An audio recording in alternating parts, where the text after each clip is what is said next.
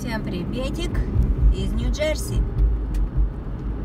У нас сегодня уже +3. Тепло сравнительно.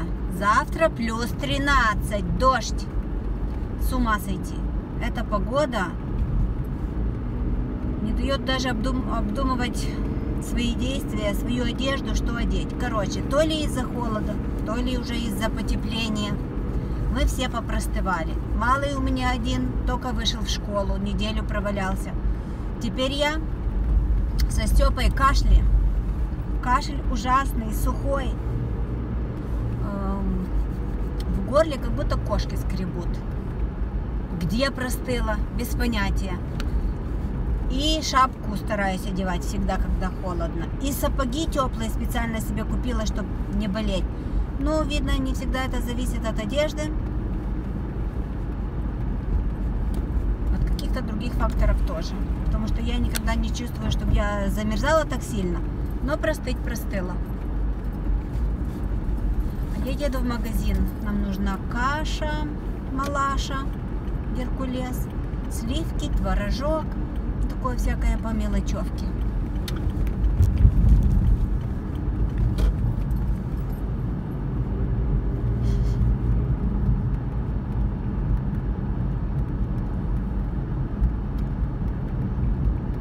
И нужно лечиться. Мы когда жили в Украине, пару лет подряд, Маша была еще маленькая, ездили в Закарпатье на Соленые озера. Кто, может, слышал, когда-то ездили. Я сначала относилась с такой долей иронии ко всему этому, к этим озерам, к соленой воде. Но что ни говори, все равно оно делает свое дело. За тех пару лет, которые мы там побывали, Степа забыл, что такое болят суставы, что такое простыть.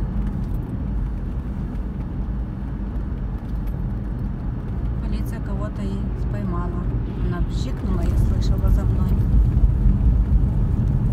Ну и даже Маша у нас не болела в детстве так сильно после этих озер.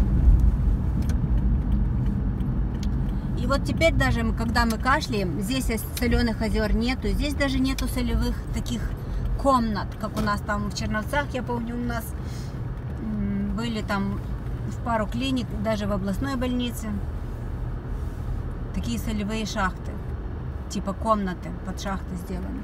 Здесь такого нету. И здесь, когда кашель, мы вот тоже лечимся вот такой вот соленой водой, таким солевым раствором.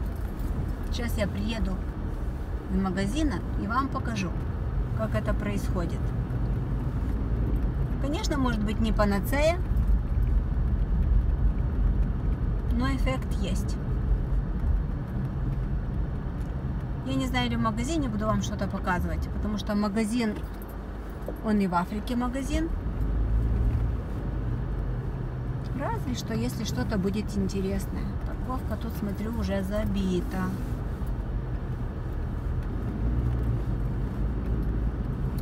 У нас сегодня только среда. А людей полно уже в магазине.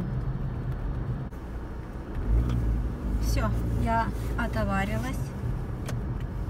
Много мне не нужно было вещей, так по мелочевке. Хорошо, что хоть Маша свои каникулы выдержала стойко, не заболела. Я надеюсь, что она также стойко продержится и дальше.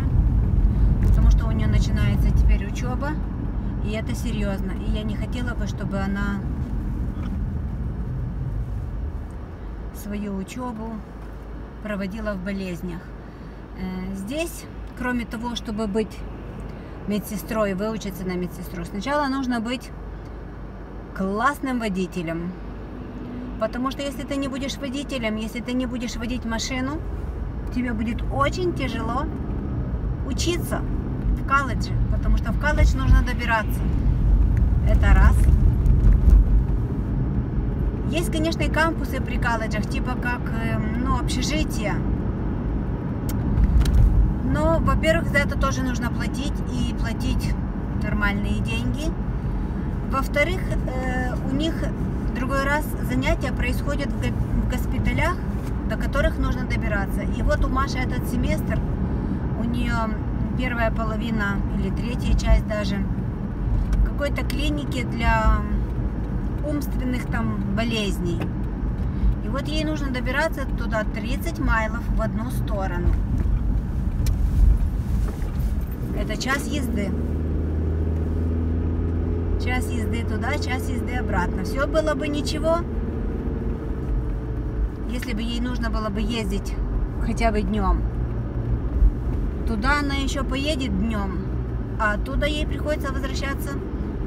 Зима это, лето, ночью, потому что до 12 часов ночи она должна там находиться, пока она доберется домой, час ночи.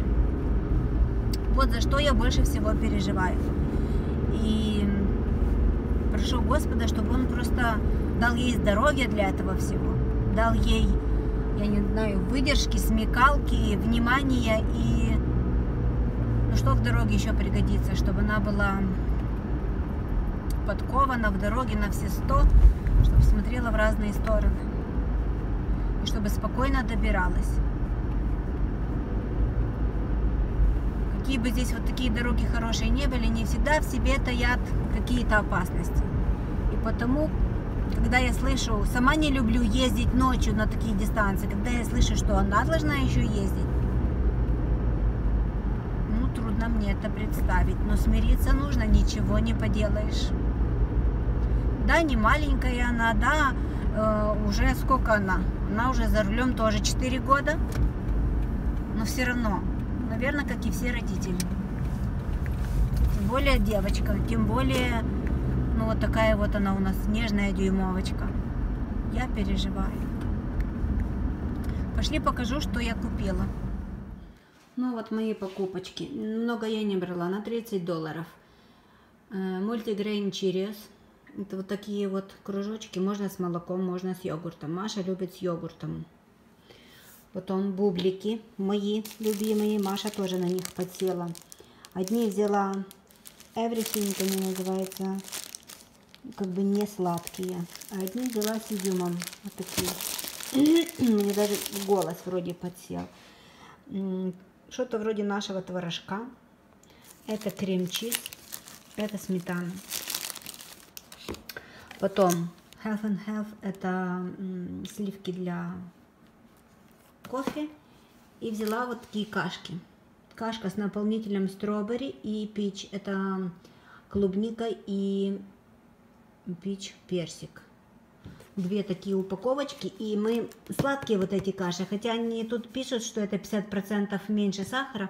Но все равно не сладкие. Мы разводим вот такой еще кашкой. Это тоже квакер. Это квакер и это квакер. И мы разводим, чтобы не были такие сладкие. Добавляем ложку такой. И взяла вот такие вот сосульки, когда в горле будет першить, конфетки. Cherry Honey и Lemon Mint. Может, будут они так слегка смягчать вот эту шкряботню в горле. Сейчас покажу, как я делаю ингаляции.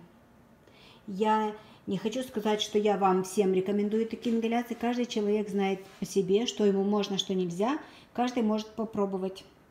Попытка, не пытка. Обожаю свои бублики вот эти. Поджарить их чуть-чуть в тосте. Вот до румяной корочки вот такой.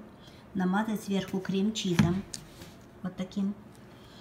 И сверху пару кусочков красной рыбки.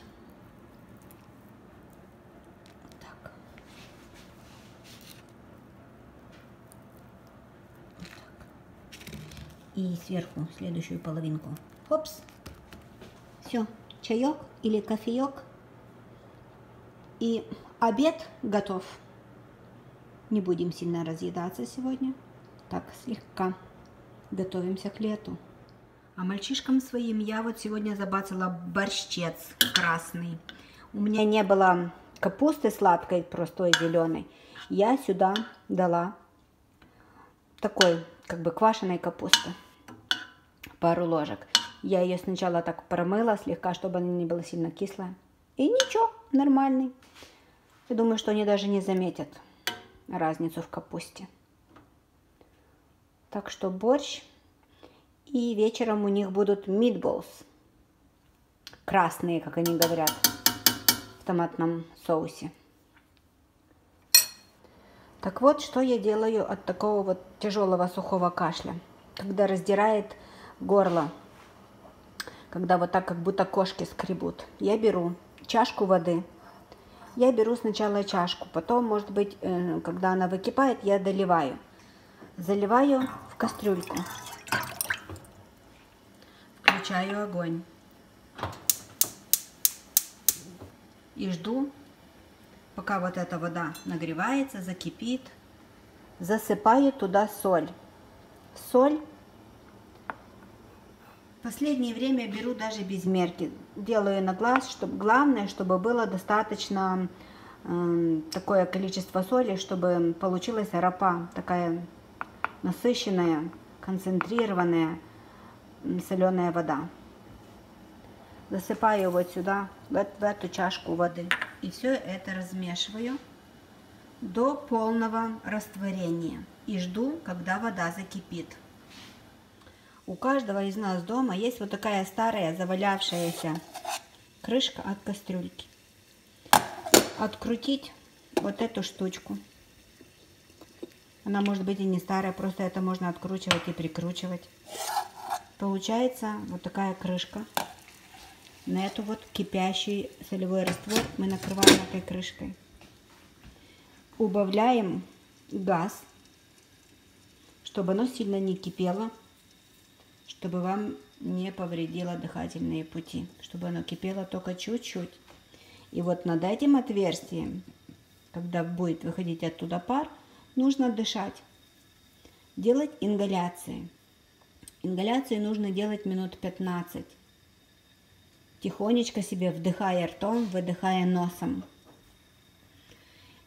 И, конечно, за одну ингаляцию у вас ничего не получится. Это нужно делать ингаляции, наверное, если один раз в день, то, наверное, хоть недельку. Если по 2 раза в день, ну, 3-4 дня. И тогда вы действительно услышите облегчение вашему сухому кашлю. Попробуем. Ну, она должна кипеть и совсем спать, потому что отсюда должен поступать воздух. И вдыхать. Ртом вдохнули, носом выдохнули. Ртом вдохнули глубоко, носом выдохнули. Каждый регулирует себе температуру и как низко наклоняться над кастрюлей. Ну, это как бы наше народное средство, которое мы себе дома применяем. Может, кто-то применяет что-то другое от кашля сухого. Поделитесь, чтобы мы тоже знали, что делать в таких ситуациях. Если есть морская соль, хорошо. Если нету, другая любая тоже подойдет. У меня вот такая sea salt. Но не всегда она у меня такая. Бывают и другие соли. И вот сейчас видно, как здесь исходит вот такая струйка пара.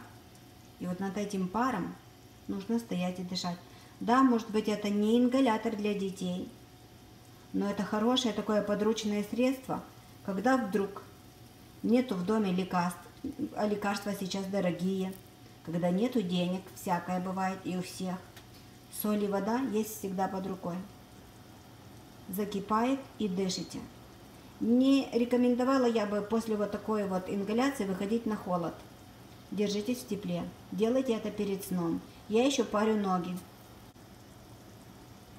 И вот эти два средства народные, конечно, они не снимут кашель вам как рукой. Какое-то время нужно это поделать и пару раз. Но зато никакой химии и никаких денег, затрат лишних не нужно. А я вам всем желаю здоровья. Не болейте. Берегите себя. Всем пока. Хорошего дня и настроения. Бай-бай.